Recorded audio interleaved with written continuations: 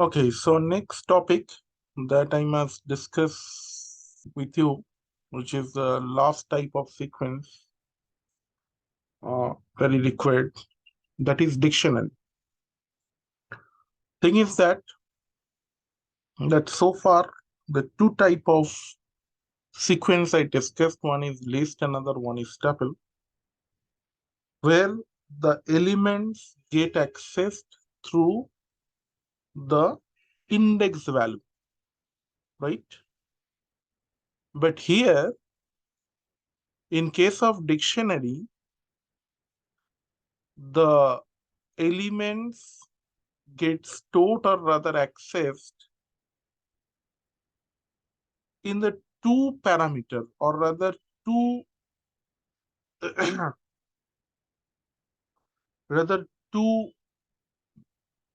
values used as a pair to store. Okay, one value is known as key, another one is known as the corresponding value of that key. One is key, another one is the corresponding value of that key.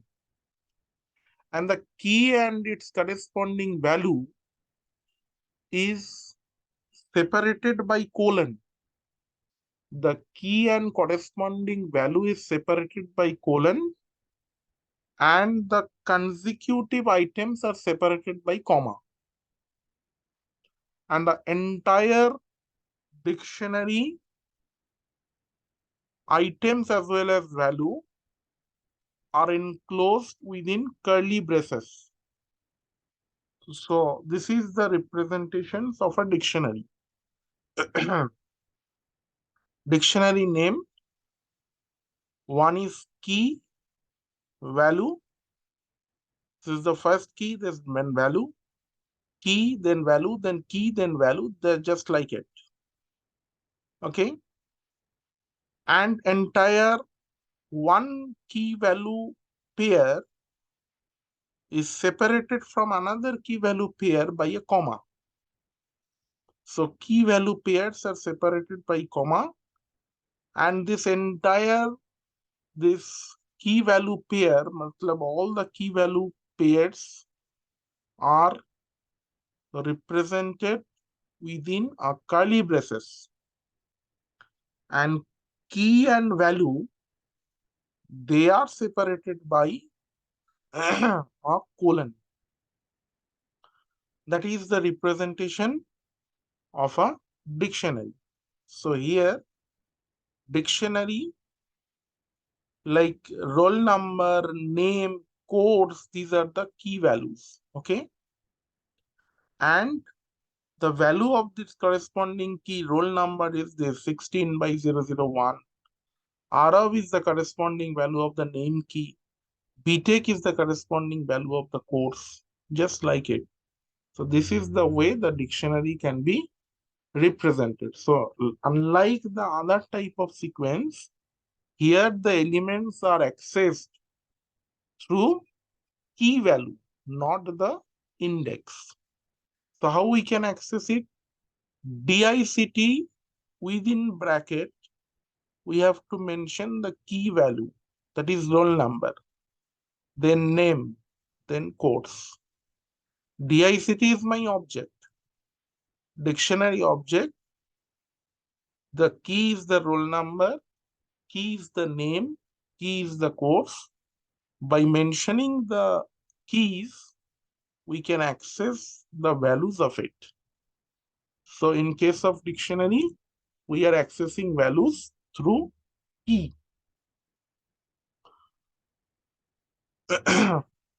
Suppose DICT is there, roll number, name, course. So DICT roll number, DICT name, DICT course, very nice. Okay.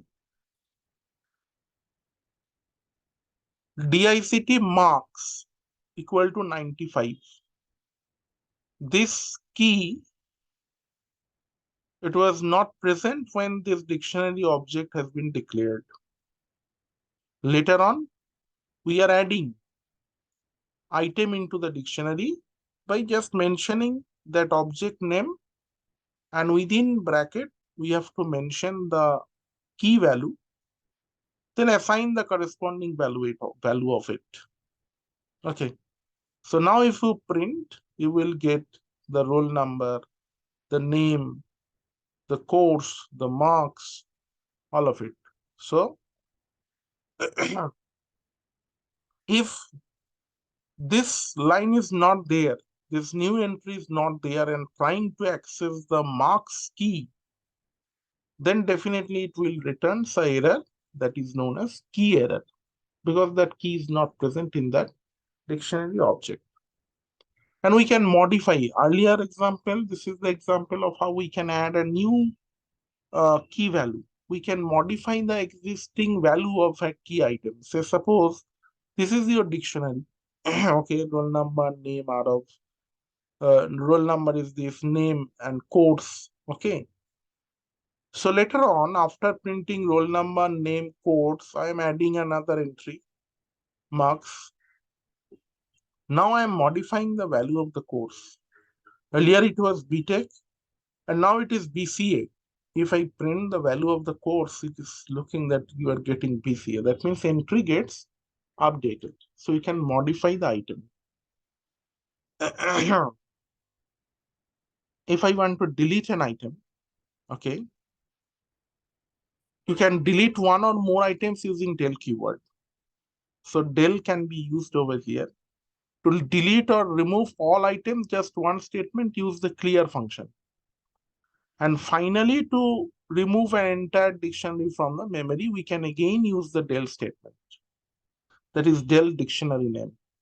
It is very similar to del, like earlier I have used in case of list. In case of tuple, we can delete the entire tuple, as tuple is immutable in nature. So that's why we cannot remove any particular element. So look what happens over here. Pop functions is there, which is used to remove that a particular key as well as after returning the value. So if you print the name pop dict.pop name, it returns RF. After popping, if you print dict, your dict will look like this. Okay. Roll and course is there, but name is not present, as name you already popped. Okay. Then again, you are calling pop function and you are calling marks. Okay. Comma -1. As marks is not present, this pop function is returning -1. Okay. If marks attribute or marks key is there, it will return the value the marks key. After popping, again it is printing dict. Same result you will get, roll 16 codes VTech. Then randomly pop any item, pop item.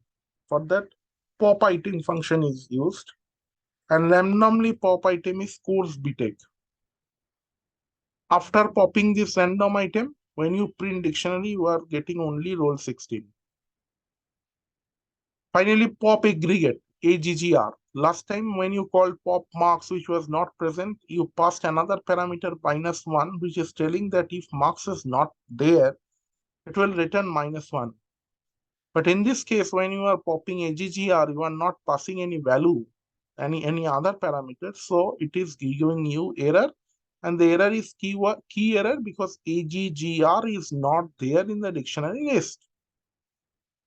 And dictionary after pop, only if you print dict, you will get the roll 16. So this is the deleting element, how you can delete an element from a dictionary by using the function pop. I'm coming to the function syntax later on. Sorting them and looping over items in the dictionary. Sorted dict keys. Dict keys will return the keys of the dictionary.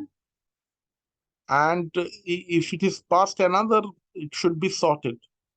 Okay. So course, name and role. Now, accessing only keys. So print key, dict for key in dict.keys. So it will print the key. Dict.values is used to accessing only the values. Okay. And when you print the dict.items, it is returning value as well as key. And that key and val is stored in two different variable, key comma val in dict items. And you are printing key val. So for the first dict keys, you are getting the output roll name course. Dict values, you are getting the output 16 Arab and BTech. And for the key and val, you are getting roll 16 name Arab and course BTech. Okay. Dictionary can be nested also. Look, Shiv is the key. And if the student name is she, suppose she got 90 in subject CS, in DS he got 89, in CSA he got 92. Similarly, Shadvi, he got 91 in CS, 87 in DS and 94 in CSA. So this is the nested dictionary, right? So how we can access it? Key val. So if you print key val, what is the key for this case? This is Shiv. And the val is the entire val, another dictionary. Okay. So the val is nothing but the another dictionary. So this way you can access the nested dictionary also. So these are the function. Len dict returns the length of the dictionary, that is the number of items. Number of items matlab it's returning basically the key value pair. Okay. It is returning the key value pair. strdict, it's a string representation of the dictionary. Dict clear, delete the entries of the dictionary. Just an empty dictionary it returns. Dict copy returns a copy of the dictionary. Look, dict1, this is your dict1. Dict2, dict1 dot copy. Print dict2, dict2 name equal to Sneha. So dict1 after modification and dict2 after modification. So look, dict1 after modification remains Arav as it is. Dict2 after modification becomes Sneha. Originally it was Arav. So when you use the copy function, basically it creates a copy that is assigned to another dictionary object. And they are pointing different objects. So that's why when I am modifying dict2, dict2 name key value as Sneha, that is not reflected to the dict1. So that is the task of dict, that is the task of copy function. Next is from keys. Many functions are there. These are the all built-in dictionary functions. From keys. Create a dictionary with the keys from sequence and values set to val. Specified, then none is assigned as default value. How you can pass? So for two parameters it takes. One is sequence, another one is value. Okay. So if no value is specified, then none is assigned to the default as default value. And whatever you given as a sequence, I have given CSA, C++, DSOS. So these are the key values. Look, CSA, C++, DS, and OS. And second parameter is val. So that is assigned as a value of this key, right? If you don't provide this val parameter, if no val is specified, then none is assigned as a default value. Get key. What is the functions of this get? If the returns the value of the key, if the value is not present, then return none. Here get name returns Arav, but get marks return none. In and not in already we used in different cases. So this is my dictionary. Name in DICT1 return true.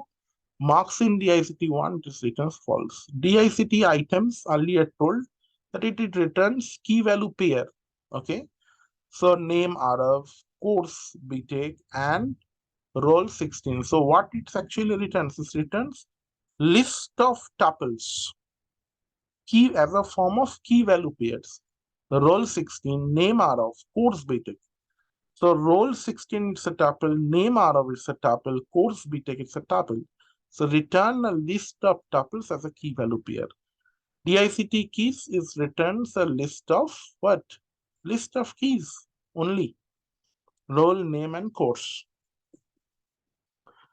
Set default key value. Key value. That means set a default value for a key that is not present in the dictionary.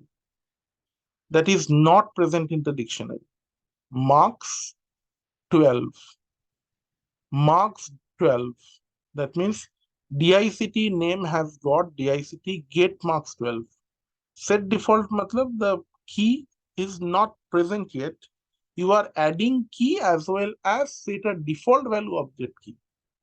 DICT1 dot update DICT2. What is the meaning of it? It updates the DICT1. Rather, it adds the key and the value pairs of DICT2 to DICT1, which are not present in the DICT1. DICT1 roll 16 name are of course BTech, marks and grade. So DICT1 dot update DICT2. What is the value of now DICT1? Role name course remain as it is. Marks and grades are added. Values which is returns the values of the dictionary 16 Arav and BTech. 16 Arav and BTech. This is the function of values. So this is the theoretical discussion. Let me move to the programming screen. Okay.